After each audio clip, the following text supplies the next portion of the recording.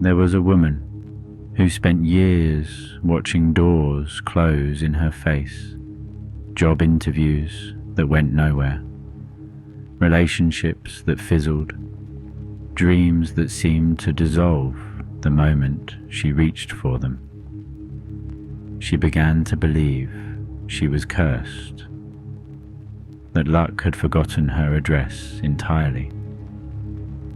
But what she couldn't see, what none of us can see when we're in the thick of it, was that each closed door was teaching her something essential. Each no was refining her vision of what she truly wanted. Each disappointment was building the very muscles she would need for what was coming. The breakthrough came on a Tuesday that felt like any other Tuesday. She had stopped trying so hard to force outcomes, stopped twisting herself into shapes that didn't fit her soul. Instead, she had begun the quiet work of becoming who she actually was, not who she thought she should be.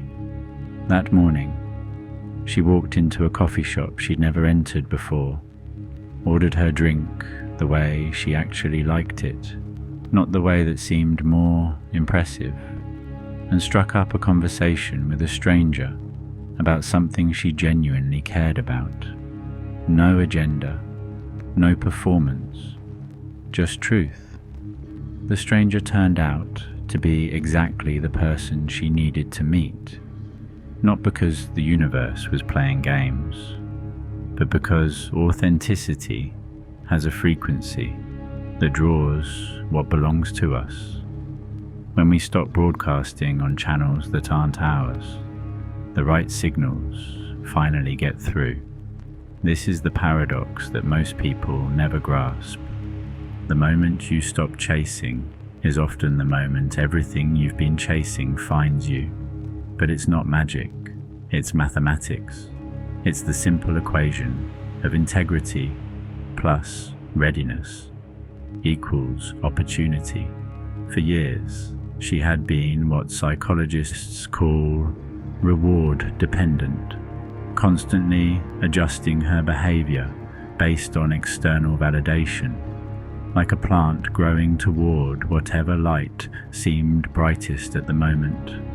But plants that grow this way become weak and twisted, always leaning, never rooted. The shift happened when she learned to generate her own light, to make decisions based on her values instead of others' reactions, to speak her truth even when her voice shook, to show up as herself even when herself felt risky. This is what alignment really means, not some mystical synchronicity, but the practical result of living in harmony with your deepest truths. When your actions match your values, when your words reflect your heart, when your choices serve your growth rather than your fears, the friction in your life begins to dissolve. The opportunities that seemed to come from nowhere had actually been there all along, waiting for someone with her specific combination of skills, perspectives, and courage. But she couldn't have accessed them from the person she used to be, the one who said what others wanted to hear, who dimmed her light to make others comfortable. This is why timing matters, why some doors remain locked until we've developed the keys.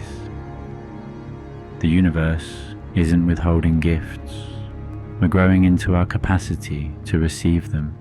Every honest conversation, every brave choice, every moment we choose growth over comfort is forging those keys. She realized that all those years of bad luck had been preparation in disguise. The rejections had taught her discernment. The failures had built her resilience. The loneliness had deepened her self-knowledge. She hadn't been cursed, she'd been in training. Now, when people called her lucky, she would smile and nod politely. But inside, she knew the truth.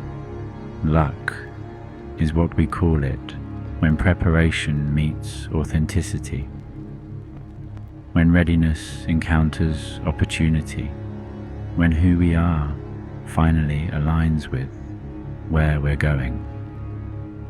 The coffee shop conversation led to a collaboration. The collaboration led to recognition.